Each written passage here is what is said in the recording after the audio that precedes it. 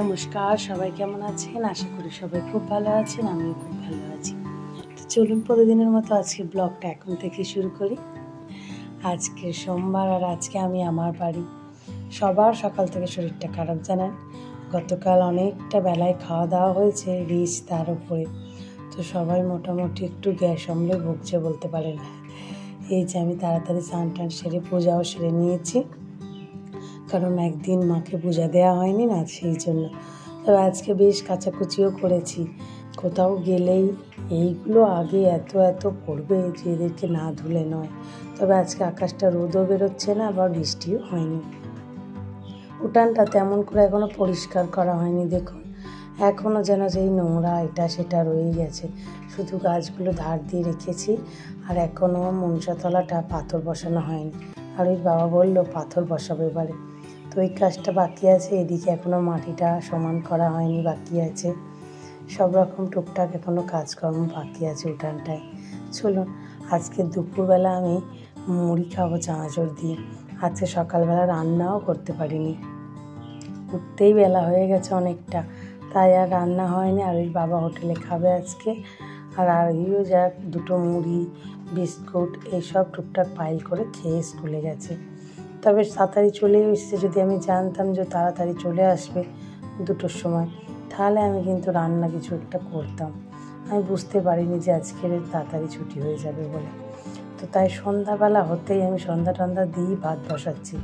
আর ওই বাবা বললো আজকে সন্ধ্যাবেলা একটু ভাতই করো, তোমরা কেউ খাওনি যখন সারাদিন, তো সেই জন্য একটু কচু ভাতে দিচ্ছি। যেটুকু সবজি আর কি ভিজে ছিল, সবজি তো আর আনা হয়নি। আর আজকে সারা দিন মাছও আসেনি যে একটু মাছটা যে নিয়ে রাখবো। তবে সেটা এতটাই খারাপ যে ইচ্ছা হচ্ছে না মাছ মাংস খাওয়ার। আজকে এখন ইচ্ছা হচ্ছে আমার একটু ডাল সিদ্ধ দিয়ে ভাত খাওয়ার। তো সেই জন্যই ভাবলাম একটু কচু ভাতে দিচ্ছি, আর তার সাথে ডাল সিদ্ধ, আলু সিদ্ধ আর ডিম সিদ্ধ, এই আজকে রান্না হবে। সিদ্ধ ডালটাও সম্ভব না, একটু সিদ্ধই রেখে দেবো। তবে আর ওই বাবাকে আমি বলেইছি ডিমের তরকারি কিন্তু করব না। উনি আবার একটু ডিমের তরকারি দিয়ে ভাত খেতে বেশি পছন্দ করে। আসলে বৃষ্টি তো থামছে না, বিকাল থেকে দেখছি প্রচণ্ড বৃষ্টি হচ্ছে। তো বৃষ্টি যেহেতু থামছে না, সকালে এখন মাছ আসে কি নিতে পারি কি, সেই কারণে ভাবলাম সকালে তো হয়তো ডিমের তরকারি আমাকে বানাতে হবে। তাই আজকে আবার ডিমের তরকারি বানালাম না। আর আরইও না ডিমের তরকারির থেকে বেশি ডিম সিদ্ধ খেতেই পছন্দ করে। তো সেই জন্য এরকমভাবেই রান্নাটা সারবো আজকে। তবে আজকে অনেকগুলো পার্সেল এসেছে বাড়িতে জানেন, একটা নয়, দুটো নয়, 4-5টা পার্সেল এসেছে। তো ওইগুলো আজকে আর আমি দেখাবো না আপনাদেরকে। আমি গতকাল আপনাদেরকে দেখাবো যে পার্সেলগুলোর মধ্যে কি কি আছে। তবে সব কটাই আর ওই বাবাই বুকিং করেছিল, আর একদিনেই 3টে পার্সেল চলে এসেছে। তারপরে আরও একটা আমরা যখন ছিলাম না রবিবার এসেছে, আর একটা এখনও এসে পৌঁছায়নি। তবে কন্টিনিউ ফোন করছে যে দিয়ে দেবে সেই সকাল থেকে, কিন্তু এখন রাত 8টা বেজে গেল, এখনও একটা পার্সেল এসে পৌঁছালো না। দেখা যাক কালকে কি হয়। তাই ভাবছি সব কটা আসুক, আপনাদেরকে একটা একটা করে সব দেখাবো। এই দেখুন মুসুরের ডালটাও একটু বাড়ন্ত হয়ে এসেছে। আসলে মাস তো শেষের পথে, ধরুন প্রায় শেষই হয়ে এসেছে। শুক্রবার এলেই 1 তারিখ হয়ে যাবে। তাই ভাবছি আবার বাঁশকাবাড়ি বাজারে যেতে হবে। আর টুকটাক করে অনেক কিছু জিনিসই এ মাসে বাড়ন্ত হয়েছে। তবে গত মাসে তো বাঁশকাবাড়ি জিনিসে মশলাপাতি বেশি কেনার থেকে উল্টোপাল্টা জিনিস বেশি কিনে ফেলেছিলাম।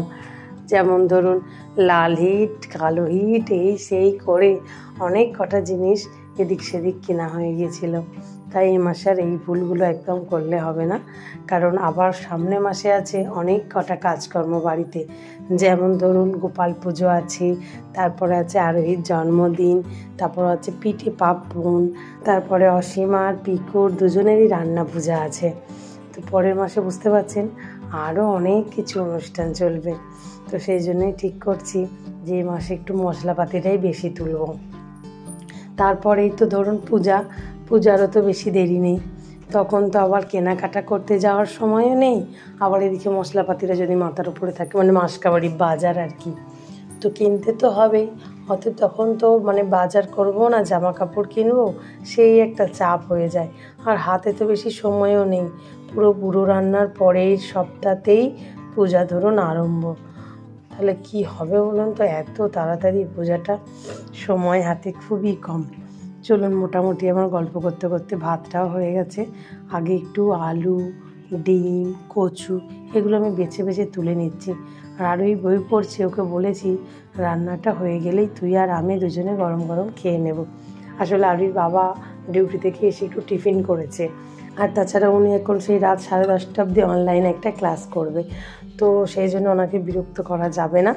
আমি আর আরোই ঠিক করেছি আজকে আর রাত করব না, যেহেতু সকাল থেকে ভাত খাওয়া হয়নি, তাই এখনই দুজনে গরম গরম খেয়ে নেব।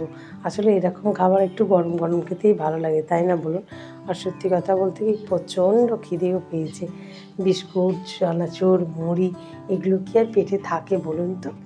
চলুন, মোটামুটি সব রেডি হয়ে গেছে। এবার আমি আরুর জন্য আর আমার জন্য ভাত বাড়ি, তেল লঙ্কাও করেছি।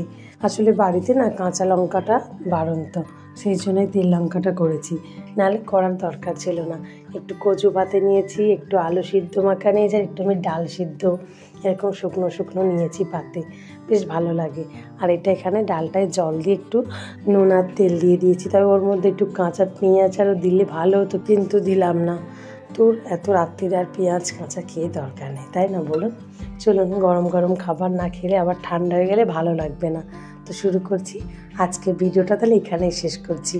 আগামীকাল একটি নতুন ব্লগ আপনাদের সাথে আমার আবারও দেখা হবে। সবাই সুস্থ থাকবেন, ভালো থাকবেন, সবাইকে ভালো রাখবেন। আর ভিডিওটা কেমন লাগলো অবশ্যই কমেন্ট করে জানাবেন। তেল লঙ্কাটা বেশ ঝাল ঝাল হয়েছে। তো সবাই সুস্থ থাকবেন, ভালো থাকবেন।